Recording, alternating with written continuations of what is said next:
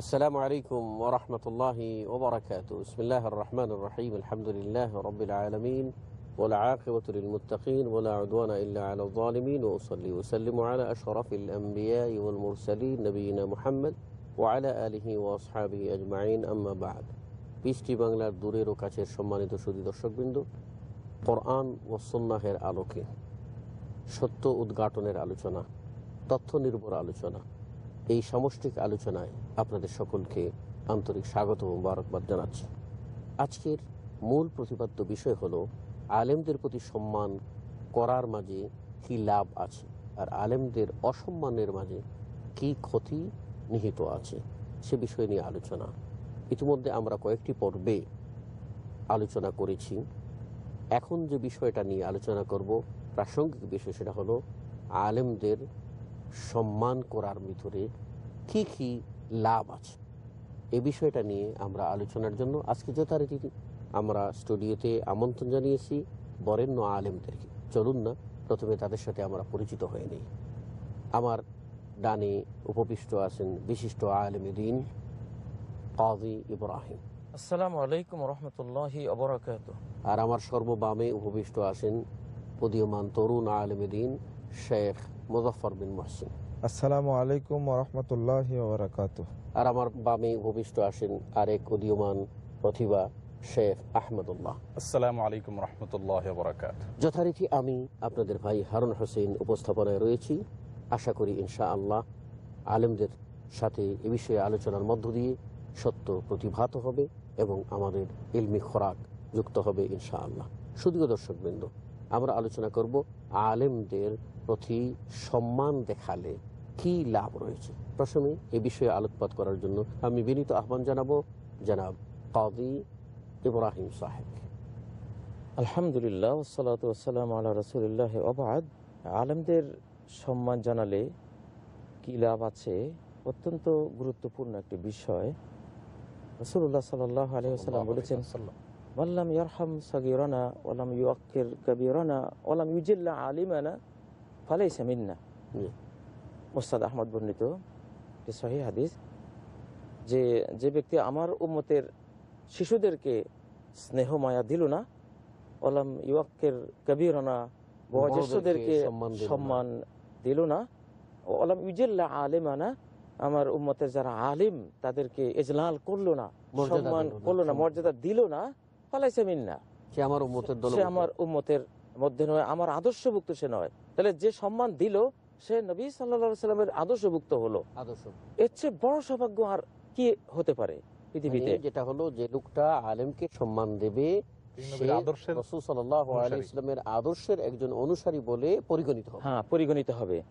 আর তাছাড়া ইন্না মিন ইজলালিল্লাহি ইকরাম আজিজ শাইবাতিল মুসলিম ওয়া হামিলিল কুরআন গায়রিল গালি ফিহি ওয়ালাল জাফি আন ওয়াস সুলতানিল মুকসিত, যে তিন ব্যক্তিকে সম্মান জানানো, এটা আল্লাহকে সম্মান জানানোর শামিল। তার মধ্যে এক নম্বর হলো যে ইকরাম আজিজ শাইবাতিল মুসলিম, যিনি মুসলিম অবস্থায় যার চুল দাড়ি পেকেছে, সাদা হয়েছে।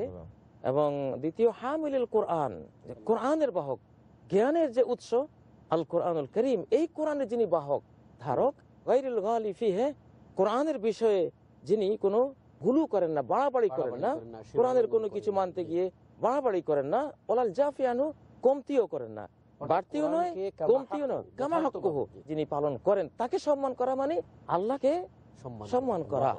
সুবহানাল্লাহ। তাহলে আমার মনে হয় এর চেয়ে বড় কথা কি হতে পারে? আল্লাহকে সম্মান করা শামিল একজন আলেমকে সম্মান করা। আর তাছাড়া যেমন কোরআন হাকিম আল্লাহ বলেছেন, ইয়ারফাইল্লাহুল্লাযিনা আমানু মিনকুম ওয়াল্লাযিনা উতুল ইলমা দারাজাত, তোমাদের মধ্যে যারা ঈমান এনেছেন এবং যাদেরকে ইলম দান করা হয়েছে, ওদেরকে আল্লাহ বহুগুণ ঊর্ধ্ব মর্যাদায় আল্লাহ স্থাপন করেন। আর ধন্যবাদ। এখানে ফিরে আসবো আবার। শুধু দর্শকবৃন্দ, আমাদের অতিথি শেখ কাজী ইব্রাহিম সাহেব চমৎকার করে বলছিলেন যে ব্যক্তি আলেমকে সম্মান দেবে সে যেন রাসূল সাল্লাল্লাহু আলাইহি ওয়াসাল্লামের উম্মত হিসেবে পরিগণিত হলো, আর যে ব্যক্তি আলেমকে সম্মান দিল সে যেন আল্লাহকে ইজ্জত করলো, সম্মান দিল। চমৎকার কথা। আর আলেমদের মর্যাদা আল্লাহ রাব্বুল আলামিন বৃদ্ধি করে দিয়েছেন। এবার আমি শেখ মুজাফফর বিন মুহসিনের কাছে যেটা বলতে চাইব, যে আমরা জানতে পারি যে বর্তমান যুগে এক ধরনের চক্রান্ত চলছে আলেমদের প্রতি সমাজের মানুষকে ভীতসদ্দ করে তোলা। এর একটা পিছনে অন্তর্নিহিত একটা ষড়যন্ত্র লুক্কায়িত আছে। আলেমদের প্রতি মানুষকে যদি ভীতসদ্দ করে তুলি তাহলে মানুষ আলেম থেকে দূরে সরে যাবে, অর্থাৎ দিন থেকে দূরে সরে যাবে। যেটা আপনার শিয়া চরমপন্থী খারিজিদের যে উদ্ভট শ্রেণীর যে আকীদা ছিল, যে প্রসঙ্গে সাহাবীদের প্রতি বিশুদ্ধ যারা করতেন, সেই ধারাবাহিকতার একটা প্রতিফলন দেখছে। এই প্রসঙ্গে একটু আলোকপাত করার জন্য ধন্যবাদ। আলহামদুলিল্লাহ ওয়াহদা ওয়াসসালাতু ওয়াসসালামু আলা মান লা নাবিয়্যা বা'দা। আসলে বিষয়টা এমনটাই, আল্লাহ রাব্বুল আলামিন মূলত এলেম যেটা নাজিল করেছেন সেটা নবীদের উপরে, তারপরে এই এলেমের মূল উত্তরাধিকারী হলেন উলামায়ে কেরাম, আলেমগণ। আর এই এলেমটা হলো ওহির এলেম, যেটা আল্লাহ প্রদত্ত। জি, মানুষ আল্লাহর সৃষ্টি হিসাবে আল্লাহ রাব্বুল আলামিনের প্রদত্ত বিধান তারা মেনে চলবে অবশ্যই। আর এই বিধানটা বহন করে থাকে উলামায়ে কেরাম। জি, জি, জি। বর্তমান মিডিয়া বলি বা পাশ্চাত্য সভ্যতা বলি, মূল লক্ষ্য হলো মানে আলেমদের অপমান করার অর্থ আলেম তাদের টার্গেট নয়, তাদের টার্গেট হলো ওহির এলেম। জি, ওহির এলেম থেকে তাদেরকে অবশ্যই বিরত রাখবে। জি, জি। আর ওহির এলেম থেকে বিরত রাখতে চাইলে আক্রমণ করতে হবে আলেমদেরকে, কারণ এই ওহি সংরক্ষিত আছে বা বহন করে থাকে উলামায়ে কেরাম। আজকে যদি ইমানের বিষয়টা প্রসঙ্গটা আলোচনা করি, আমি ইমান সম্পর্কে জানবো কার কাছে গিয়ে জানবো? নিঃসন্দেহে একজন আম জনতা পবিত্র কুরআন এবং সহিহ হাদিসের বিষয়টি সে জানে না। জানতে হলে একজন আলেমের কাছে যেতে হবে অবশ্যই। আর যদি ওই আলেম সম্পর্কে আমি মানুষের কাছে কুধারণা দিই, আলেম সম্পর্কে যদি মিডিয়ায় অপপ্রচার চালাই, তখন স্বভাবতই মানুষরা আলেমদের থেকে বিরত থাকবে। অবশ্যই প্রকারান্তরে দেখা গেল সে আল্লাহর জ্ঞান ওহির এলেম থেকে বিরত থাকলো, পদস্খলন হওয়া সম্ভব। অনুরূপভাবে একটা আখলাক জানবে, কোন আখলাক বা আদব অনুযায়ী পরিচালিত হলে একজন মানুষ প্রকৃত মানুষ হবে, এটা জানবো কোথায় থেকে? একজন সাধারণ ব্যক্তি কুরআন এবং হাদিসের কোনো জ্ঞান রাখে না, তাহলে তাকে অন্তত কুরআন এবং সুন্নাহর প্রকৃত জ্ঞান অর্জন করতে হলেও মাদ্রাসার প্রয়োজন আছে। সাধারণ কলেজগুলো বা বিশ্ববিদ্যালয়গুলোতে কুরআন এবং সুন্নাহর জ্ঞান নেই। এখন টার্গেট করছে যেমন আলেমরা টার্গেট, তেমনি মাদ্রাসাগুলোর টার্গেট। যার কারণে আলেমদের মর্যাদা যদি আমরা না দিতে পারি, তাহলে প্রকৃত অর্থে আল্লাহর মর্যাদাও থাকছে না, ওহির মর্যাদাও থাকছে না, এবং মানুষের মধ্যে ঘটছে নিঃসন্দেহে। আসলে আপনি যেটা ওলামায়ে কেরামের মর্যাদা নষ্ট করার পিছনে আমরা গোটা মিডিয়াকে অবশ্যই দায়ী করব না। মিডিয়ার একটা শ্রেণী বিশেষ, একটা বিশেষ অংশ কোনো সময় ওলামাদের ছোটখাটো ভুলকে অনেক বড় করে তুলে ধরার চেষ্টা করে, এবং এতে কি হয়? ওলামাদের প্রতি অশ্রদ্ধা সৃষ্টি হয়। এর ফলে কি হয়? এর ফলে কয়েকটা বড় ধরনের ক্ষতি হয়। নাম্বার 1, সবচেয়ে বড় যে ক্ষতি হয় সেটা হলো উম্মত ওলামায়ে কেরামের এলেম থেকে উপকৃত হওয়া থেকে বঞ্চিত হয়। ফলে আরো কতগুলো সমস্যার সৃষ্টি হয়। হাদিসের একটি অংশ আছে যে ইত্তাখাযান নাস রুআসা জুহালান, কতগুলা মূর্খ মানুষকে তখন আলেম হিসেবে গ্রহণ করে তাদের কাছ থেকে ভুল জিনিস গ্রহণ করে বিভ্রান্ত হয়, জাহান্নামের মুখে চলে যায়। তৃতীয় আরেকটা সমস্যা হয়, সত্য এবং মিথ্যা একটা ধোঁয়াশার ভিতরে পড়ে যায়। কারণ ওলামায়ে কেরাম সঠিক কথা যখন বলার সুযোগ না পান, তাদের প্রতি মানুষ যখন বীতশ্রদ্ধ হয়ে যায়, তখন এবার হক আর না হক মিক্স হয়ে যায়, মানুষের জন্য সত্যটা উদ্ঘাটন করা কঠিন হয়ে যায়। এরকম নানাবিধ সমস্যার সৃষ্টি হয়। আল্লাহ পাক সুবহানাহু ওয়া তাআলা ওলামায়ে কেরামদেরকে এত মর্যাদা দিয়েছেন যে সহিহ বুখারী মুসলিমের হাদিসের ভিতরে আসছে, রাসূলুল্লাহ সাল্লাল্লাহু আলাইহি ওয়াসাল্লাম ইরশাদ করেছেন, ইন্নাল্লাহা লা ইয়াকবিদুল ইলমা ইনতিজাআন ওয়ালাকিন ইয়াকবিদুহু বিকবদিল উলামা। আল্লাহ তাআলা ইলমকে দুনিয়া থেকে ছোঁ মেরে হঠাৎ করে তুলে নিয়ে যাবেন এমন নয়। দুনিয়া থেকে ইলম উঠে যাবে, কোরআনের ইলম, ওহীর ইলম চলে যাবে, ওলামায়ে কেরামদেরকে আল্লাহ উঠায় নিয়ে যাবেন তার মাধ্যমে। তাহলে এখানে ইলমকে আপনি মর্যাদা দিবেন। প্রত্যেক মুসলিম নরনারী আমরা প্রত্যেকেই কোরআন এবং সুন্নাহকে শ্রদ্ধা করি, মুসলিম দাবি করি যারা, প্রত্যেকে আমরা কোরআন এবং সুন্নাহর প্রতি আমাদের একটা ভালোবাসা অবশ্যই আছে, কিন্তু এটা কখনোই হতে পারে না যে আপনি কোরআন এবং সুন্নাহকে ভালোবাসবেন আর কোরআন ও সুন্নাহকে ভালোবাসবেন। যারা হামি, যারা বহল করে নিয়ে আসছেন, কোরআন সুন্নাহর ব্যাখ্যা বিশ্লেষণ করছেন, তাদের প্রতি ভালোবাসা থাকবে না, এটা হতে পারে না। তাদের প্রতি মহব্বত হবে না, এটা কোনদিনও ঈমানের দাবি হতে পারে না। এই প্রসঙ্গে আল্লামা ইবনুল কাইয়িম রাহিমাহুল্লাহর ইলামুল মুওয়াক্কিঈন আন রাব্বিল আলামিন কিতাবের ভিতরে তিনি বলেছেন যে ওলামায়ে কেরাম হলেন আকাশের তারকার মতো। তারকা দেখে যেরকম নাবিকরা সঠিক পথ কোনটা সেটা নির্ণয় করে, জমিনে জমিনের তারকা হলেন ওলামা একরাম, তাদেরকে দেখে মানুষ সঠিক পথ, জান্নাতের পথটি বেছে নিবে, বের করবে, উদ্ঘাটন করবে।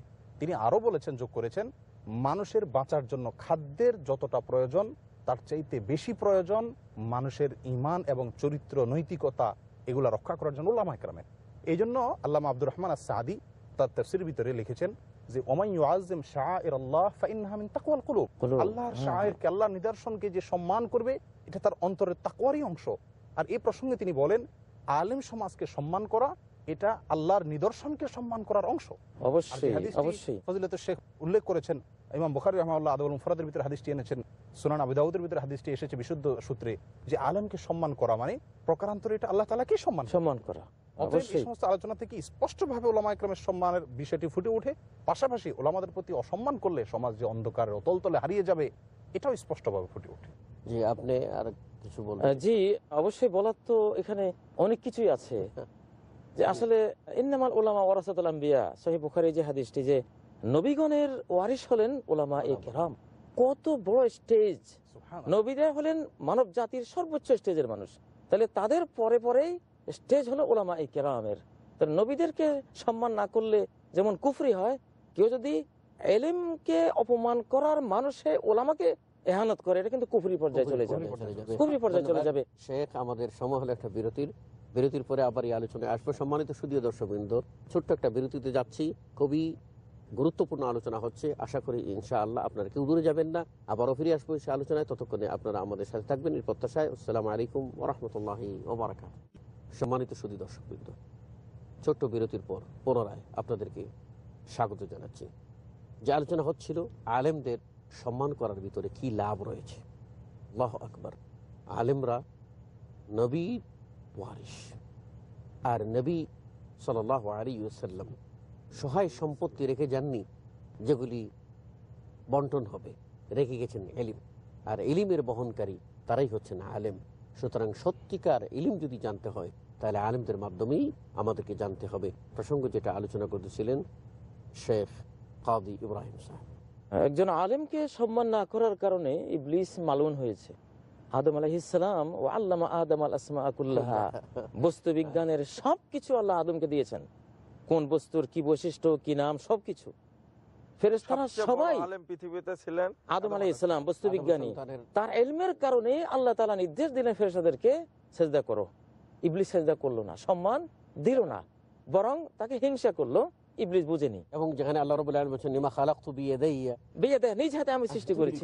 তো একজন আলেমকে অপমান করার কারণে ইবলিসের যে সর্বনাশ হয়েছে, এই যুগেও যদি কেউ সে কাজ করে তাহলে কিন্তু পরিণতি কাছাকাছি হয়ে যাবে, তার দুর্ভাগ্য নেমে আসবে। আর তাছাড়া এখানে যেটা আমরা কোরআন সুন্নাহ থেকে আমরা দেখি, যেমন সহিহ সুন্নাহর মধ্যে রয়েছে খায়রুকুম মান তাআল্লামাল কুরআনা ওয়া আল্লামা, তোমাদের মধ্যে, সারা বিশ্বের মধ্যে, সমাজের মধ্যে, রাষ্ট্রের মধ্যে সর্বশ্রেষ্ঠ নাগরিক, সর্বশ্রেষ্ঠ মানুষ তো সেই যে নিজে কোরআন শিখে আরেকজনকে শেখায়। এই সর্বোত্তম মানুষটিকে সম্মান যদি কেউ না করে, অমর্যাদা করে, তাহলে তো কোরআনকে অমর্যাদা করা হলো, জ্ঞানকে অমর্যাদা করা হলো, এবং এর কুফল তাকে ভোগ করতে হবে। আর তাছাড়া ইন্নাল্লাহ ইয়ারফাউ বিহাযাল কিতাবি আকওয়ামান ওয়া ইয়াদাউ বিহি আখারিন, যে এই কোরআন দ্বারা, কোরআনের জ্ঞান যারা শেখে, আল্লাহ এদেরকে অনেক উচ্চ মর্যাদায় আসীন করবেন। তো যারা উচ্চ মর্যাদায় আসীন তাদেরকে কেন সম্মান দেওয়া হবে না? উমিরনা আন নুনাজ্জিলান নাসা মানাজিলাহুম, আমাদেরকে আদেশ করা হয়েছে যার যে মানজিলা, তার যে মর্যাদা, তাকে সেই মর্যাদার আসনে আসীন রাখা, সেই শ্রদ্ধা করা, এটা তার পাওনা, তাকে এটা দিতে হবে, না হলে এটা হবে জুলুম হবে। সমাজটা ক্রমান্বয়ে আস্থাহীনতার একটা জায়গায় চলে যাবে। জি, আল্লাহ পাক সুবহানাহু ওয়া তাআলা কোরআনে কারীমে বলেন শাহিদাল্লাহু আন্নাহু লা ইলাহা ইল্লা হুয়া ওয়াল মালাইকাতু ওয়া উলুল ইলম। আল্লাহকে সাক্ষী দিচ্ছে কারা? আল্লাহর তাওহীদের, আল্লাহর একত্ববাদের সাক্ষী কে দিচ্ছেন? এটা ডকুমেন্ট হিসাবে উম্মতের সামনে, বান্দাদের সামনে পেশ করার জন্য আল্লাহ তাআলা দিচ্ছেন, যে দেখো আল্লাহ নিজে সাক্ষী দিচ্ছেন তার তাওহীদের পরে। একত্ববাদের সাক্ষী মেনেছেন আলেমদেরকে, আলেমদের সাক্ষী দিচ্ছেন, তার মানে আলেমদের সাক্ষ্যকে আল্লাহ তাআলা দলিল হিসাবে পেশ করছেন। এটা আলেমদের মর্যাদার সাক্ষ্য, কত বড় বিরাট মর্যাদার সাক্ষ্য। এবং এর পাশাপাশি আল্লাহ এবং ফেরেশতার পরে আলেমদের, জি, এবং কোরআন যে সত্য, এই সত্যতারও সাক্ষী মানছেন ওলামাদেরকে। আওয়ালাম ইয়াকুল্লাহুম আয়াতান আইয়ালামাহু উলামাউ বানি ইসরাঈল, এদের জন্য কি কোরআন যে সত্য, এটা কি যথেষ্ট নয় যে ওলামায়ে বানি ইসরাঈল, বানি ইসরাঈল ওলামাগণ সাক্ষ্য দিচ্ছেন, তারা বলছেন যে এই কোরআন আল্লাহর পক্ষ থেকে নাজিল হয়েছে। সেখানেও বানি ইসরাঈলের ওলামাদেরকে আল্লাহ তাআলা সাক্ষী মেনেছেন। তারপর আল্লাহ রাব্বুল আলামিন সুবহানাল্লাহ। সেখানে দুটি ভাগ করেছেন, যেটা ওই মুতাশাবিহ আয়াত নিয়ে, হ্যাঁ, যাদের যারা রাসিখুনা ফিল জি, ইলমে। জি, যারা ইয়াকুলুনা আপনার আমান্না বক্তব্য বিহি অবলম্বন করে, জি। অথচ যারা রাসিখুন ফিল ফিল ইলম, ইলম, হ্যাঁ, তারা কিন্তু সেটা ঈমান আনেন, তাদের কথাই আল্লাহ রাব্বুল আলামিন সেখানে তুলে ধরেছেন। তার মাধ্যমে তো পরিষ্কার হয়ে যাচ্ছে আলেমদেরকে আল্লাহ রাব্বুল আলামিন কত মর্যাদা দিয়েছেন। হ্যাঁ, আর উলামাদেরকে সম্মান না করা হবে কেন? যেমন সূরা নামলের মধ্যে ক্বালাল্লাযী ইনদাহু ইলমুম মিনাল কিতাব আনা আতিকা বিহি ক্বাবলা ইয়ারতাদ্দা ইলাইকা তারফুক। সুলাইমান আলাইহিস সালাম বললেন না, বিলকিসের সিংহাসনটা এনে দাও। এক জিন বলল যে আপনি মজলিস থেকে ওঠার আগে এনে দেব। যার কাছে কিতাবের ইলম আছে সে বলল চোখের পলক ফেলার আগে আপনার কাছে নিয়ে আসতেছি। চোখের এই পলক ফেলে কতটুকু মর্যাদা? ইলম কি জিনিস, সুবহানাল্লাহ। সেই লোক কত বড় মর্যাদাপূর্ণ হয়েছেন যে কোরআনে তার উল্লেখ আল্লাহ তাআলা করেছেন। একজন আলেম ইলমকে ইলমের কারণে কত বড় সম্মানিত মাতারের হয়েছে। সঙ্গে বৃষ্টির সঙ্গে তুলনা করা হয়েছে। মাসালু মা বাআসানি আল্লাহু মিনাল হুদা কামাসালিল গায়স। আল্লাহ রাসূল সাল্লাল্লাহু আলাইহি ওয়াসাল্লাম হাদিসের ভিতরে রীতিমতো বৃষ্টির সঙ্গে তুলনা। বৃষ্টি ছাড়া পৃথিবীতে কিছুই বাঁচতে পারে না। হ্যাঁ। ঠিক একইভাবে আলেম ছাড়া কোনো সমাজের মানুষ, কোনো সভ্যতা টিকে থাকতে পারে না। অবশ্যই ফাহিয়া বিহিল আরযা বা'দা মাউতিহা, মরে যাওয়া জমিনকে আল্লাহ বৃষ্টি দিয়ে আবার জীবন দান করেন। জি, সেই জি। ইলমের মাধ্যমেই তো আবার সমাজ জেগে উঠবে, সমাজ সচেতন হবে, অবশ্যই, আলোকময় অবশ্যই। হবে। এখানে জি, একজন জি। আলেম ব্যক্তি যেটা অর্জন করতে পারেন আল্লাহর কাছে, দ্বিতীয় আর কোনো ব্যক্তি অর্জন করতে পারে না। ইবনে মাজার মধ্যে যে হাদিসটি এসেছে, রাসূলুল্লাহ সাল্লাল্লাহু সাল্লাল্লাহু আলাইহি আলাইহি ওয়াসাল্লাম, ওয়াসাল্লাম। মান আল্লামাল ইলম, যে ব্যক্তি এলেম শিক্ষা দেয়, হ্যাঁ, শিক্ষা দেয় ফালাহু আজরু মান আমিলা বিহি, বিহি। যে ব্যক্তি শিক্ষা দেয় সে তো পাই, যাকে শিক্ষা দিল এই ব্যক্তি যে আমল করবে। এক জায়গাতে মান দাল্লা ইলা খায়রিন ফালাহু আজরু ফাইলিহি ফাইলিহি। হাদিসে আসছে জি, জি। যে কোনো কাজের কথা। হুম, কিন্তু এখানে আসছে একটা বিষয়, সেটা হলো শিক্ষা দেওয়ার বিষয়টা।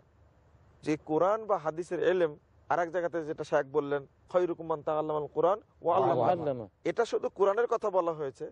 আর এই জায়গাতে কোরআন এবং হাদিস মানে সবকিছুকে একসাথে করে এলেমকেই বলা হয়েছে। জি, জি, জি। যখনই কোনো ব্যক্তি অন্য ব্যক্তিকে এলেম শিক্ষাদান করবে, এই শিক্ষা পাওয়ার পরে শিক্ষার যত বিস্তার ঘটবে তত নেকি ওই ব্যক্তির আমুলনামায় লিপিবদ্ধ করা হবে। কত বড় সৌভাগ্য, সুবহানাল্লাহ। মুহতারাম, এর পাশাপাশি যেমন ওয়া ইন্নাল মালাইকা লা তাদাউ আজনিহাতাহা লিতালাবিল ইলমি রাদাম বিমা ইয়াতলুব।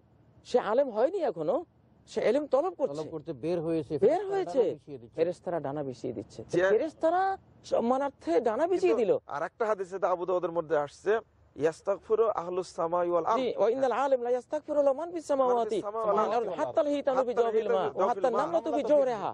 সুবহানাল্লাহ। ইউসাল্লি মুআল্লিমান নাস, হুম, যারা মানুষকে আল-খায়রা। শিক্ষা দেয়, জি। মানে উত্তম শিক্ষা যারা দেয়, তাদের জন্য ফেরেশতারা এবং পৃথিবীর সবকিছুই তাদের জন্য ইস্তেগফার করে। তার জন্য ইস্তেগফার করে তার আল্লাহর কাছে। ইস্তেগফার করে, তার জন্য দোয়া করতে থাকে। পৃথিবীর আর অন্য কোনো ব্যক্তির জন্য মর্যাদা নেই। এটা নাই। এবং আরেকটা হাদিসে রয়েছে যে যিনি মানুষদেরকে কল্যাণ শিক্ষা দেন, জ্ঞান শিক্ষা দেন, ইউদাফি মালাকুতিস সামাওয়াতি আযীমা, তাকে মহাশূন্যে মহাকাশে ফেরেশতাদের জগতে তাকে বলা হয় আযীম, বড় সম্মানিত ব্যক্তি, বড় মূল্যবান ব্যক্তি, মহান ব্যক্তি, মহামানব। তো যেখানে আমরা তো দেখতে পাচ্ছি আল্লাহ যে ওলামাদেরকে সম্মান করছেন, ফেরেশতারা সম্মান করছেন, তারপরে কুল মাখলুকাত যাদের জন্য ইস্তেগফার করছেন, সুবহানাল্লাহ। তাহলে সেই আলেমদের আলেমকে আমরা কেন সম্মান করব? এমনকি রাসূল আচ্ছা, সাল্লাল্লাহু দেখেন, তুলনা করেন আলেমকে আবেদের সঙ্গে, আলেমের তুলনা করে দেখাচ্ছেন যে আমার মর্যাদা যেরকম কাফাজলিল, আলেমের মর্যাদা হ্যাঁ, আমাদের সমাজে কামারে আলা সাইল কাওয়াকিব। জি, না, অর্থাৎ আলেমের মর্যাদা বোঝানোর জন্য কোরআন হাদিসের কোনো সাইড বাকি রাখা হয় না, সব ধরনের উপমা দিয়ে আলেমের মর্যাদা বোঝানো হয়েছে। একটা ছেলে যখন স্কুলে চলে যাচ্ছে, সে কি মনে করবে যে তার পায়ের নিচে ফেরেশতারা পর বিছিয়ে দিয়েছে? এটা মনে করবে না। প্রশ্ন আসে না। এটা যেমন সে মনে করবে না, অনুরূপ ভাবে যে একজন ছেলে পড়াশোনা করার জন্য মাদ্রাসার দিকে রওনা হচ্ছে, যেখানে কোরআনের হাফেজ হবে, কোরআনের শিক্ষা অর্জন করবে, তার পায়ের নিচে যে ফেরেশতা পর বিছিয়ে দিবে, এতে কোনো সন্দেহ নেই। এলমে দিন ছাড়া যত এলিম আছে সেগুলি যত বেশি শিখবে তত আবু জাহেল হয়ে যাবে। আবু জাহেলের সব জ্ঞান ছিল কিন্তু কোরআনের জ্ঞান নেই। কথা হলো এক ছাড়া জিরোর কোনো মূল্য নেই। আমরা শেখ একটা বাস্তব উদাহরণ বলতে পারি। ক্ষেত্রে দেখা যায় জি, যে বড় ইঞ্জিনিয়ার, বড় ডাক্তার, বড় ডাক্তার, অনেক কিছু, অনেক, কিন্তু যখন তার বাবা বা তার মা মৃত্যু যন্ত্রণার ছটফট করেন, সেখানে কালিমার তালকিনটা দেবে, যখন রাসূলুল্লাহ সেই লোককে পাওয়া যায় না। সেই যে কথাটা, এই সময় সে তার মায়ের কাছে কালিমার তালকিন দিবে, এটাও সে পারছে না, ওই সময় তার সকল বিদ্যা যেন আজকে হ্যাঁ। থুবড়ে বসে আছে, সে না কিছু পারল না। শুধু কি তাই, একজন ডক্টর, আমরা গ্রামীণ জীবনে দেখি ডক্টর হয়ে আসছেন, অনেক কিছু হয়ে আসছেন, কোন গ্রামীণ মা বলবে না যে মন চায় এক বেলা একটু ওনাকে দাওয়াত দিয়ে আনি। একটা বাচ্চা, ছোট্ট বাচ্চা কোরআনে হাফেজ হয়ে এসেছে, সে তার মায়ের বাড়িতে খাওয়ার সময় পায় না, কারণ এই ছোট বাচ্চা কোন হাফেজ হয়েছে, আমি একটু খাওয়াবো, এই মর্যাদা আমি একটু খাওয়াবো। তাহলে আখিরাতে তার সেই মর্যাদা মা, কি আসবে? সে কি মর্যাদা। আল্লাহ রাব্বুল আলামিন যে একজন হাফেজে কোরআনকে কত মর্যাদা দিবেন, তাকে স্বাধীনতা দিবেন। ওর তাকে ইকল সাহিবুল হ্যাঁ, কোরআন, ইকরা ইকরা ওয়ারাতিল, ওয়ারতাকি মা, জি জি, উঠতে থাকো, পড়তে থাকো, উঠতে আর উঠতে থাকো। থাকো। পবিত্র কোরআনের যতগুলো আয়াত রয়েছে, যত আয়াত সে তেলাওয়াত করবে, তার মর্যাদা সেখানে গিয়ে তত উচ্চ, উচ্চ, হ্যাঁ তত উচ্চ, হ্যাঁ জি, এই মর্যাদা পৃথিবীর আর কোনো ব্যক্তিকে দেওয়া হবে না। আর একটা বিষয় এখানে, শুধু ওই মানে হাফেজে কোরআন নাই, পিতা মাতাকেও এই মর্যাদা দেওয়া হবে। পিতা মাতাকে যখন কিয়ামতের মাঠে বিশাল মুকুট পরানো হবে, তখন তারা বুঝতে পারবে না জি, কেন পরানো হচ্ছে, কেন পড়ানো হচ্ছে, তখন তখন তাদেরকে বলা হবে যেটা জি। তোমার ছেলেকে যে কোরআন লিতালিমি ওয়ালাদিকুম আল কোরআন। আল কোরআন। এখান থেকে আমরা একটা জিনিস বুঝতে পারি যে তাহলে স্কুল কলেজের শিক্ষা মানেই বেদিনী শিক্ষা, এটা আমরা না, না, ওইটা নয়। বরং এটা ঠিক না। স্কুল কলেজের শিক্ষা থেকেও মানুষের উপকারে আসে যদি নিয়ত সঠিক করে, সাথে সাথে দিনের মৌলিক এলেম যদি দিনের শিক্ষা থাকে। আমি বলছিলাম যদি 1 কোটি জিরো লেখলেও কিছুই হবে না যদি এক না থাকে। মূলটা না। কোরআনের শিক্ষা না থাকলে হাজার শিক্ষা থাকুক, তারা সব আবু জাহেল আবু লাহাব, কোনো মূল্য নেই। যেটা আলেমদের মর্যাদা কিন্তু জাতি প্রকৃতগতভাবে দিয়ে আসে। একজন দেশের শাসক বহুদিন আগে মারা গেছে, নাম বলার সময় কিন্তু রহিমাহুল্লাহ বলে না, জি কিন্তু জি, যখনই বলে ইমাম আবু হানিফা তখন রহিমাহুল্লাহ। রাহিমাহুল্লাহ। কেন? হ্যাঁ, শেখ, আমাদের সমাজে আজকে আপনি যেটা বললেন গ্রামীণ সমাজে কিছুটা শ্রদ্ধা আছে, দুঃখজনক যে শহরের সমাজের ভিতরে এর উল্টা, অর্থাৎ নিজের ছেলেটাকে মাদ্রাসা দেওয়া মানে তার গলায় ছুরি দেওয়া, এটা মানুষ মনে করে। তবে এখন পাল্টে গেছে। আমি যেটা সাক্ষী, আমি বাংলাদেশে দেখেছি জি, এরকম অনেকেই যে পরিবর্তন আলহামদুলিল্লাহ হচ্ছে এবং পরিবর্তন মানুষ হয়ে যাবে সচেতন ইনশাআল্লাহ। হচ্ছে। আসলে হক যখন জি, জি। আসবে, বাতিল বিদায় নিতে বাধ্য হবে। অবশ্যই এটাই যা আল হক ওয়া যাহাকাল বাতিল ইন্নাল বাতিলা কানা যাহুকা। শুধুও দর্শকবৃন্দ, আমরা অতিথিবৃন্দের সাথে অত্যন্ত প্রাণবন্তভাবে এই বিষয়টি আলোচনা করছিলাম। আলেম ওলামাদের সম্মানের ভিতরে কি মর্যাদা রয়েছে, কি পাওয়ার রয়েছে, আর আলেম ওলামাদেরকে অসম্মান করলে কি ক্ষতির সম্ভাবনা আছে, এই বিষয়টি সুন্দর করে আলোচনা করছিলাম। আরো সময়ের দরকার, আরো কিছু কথার দরকার, তবেই আমরা এই অন্ধকারের গহীন থেকে বেরিয়ে এসে আলেম ওলামাদের সম্মান দেখিয়ে আমরা যেন আবার আলোর জগতে ফিরে যাব এবং প্রকারান্তরে আমরা আল্লাহর রসুলকে, প্রকারান্তরে আমরা আল্লাহর শিয়ার নিদর্শনকে সম্মান দেখাতে সক্ষম হব, তবেই আমাদের ইমানের পূর্ণতা পাবে। এটাই স্বাভাবিক। তাই এই আলোচনা আরো সামনে এগিয়ে নেওয়ার প্রত্যাশা ব্যক্ত করে, সকলের মঙ্গল কামনা করে আজকের মতো এই পর্বে বিদায় আরজ করছি। সুবহানাকা আল্লাহুম্মা ওয়া বিহামদিকা আশহাদু আল্লা ইলাহা ইল্লা আনতা আস্তাগফিরুকা ওয়া আতুবু ইলাইক। ওয়াসসালামু আলাইকুম ওয়া রাহমাতুল্লাহি ওয়া বারাকাতুহু।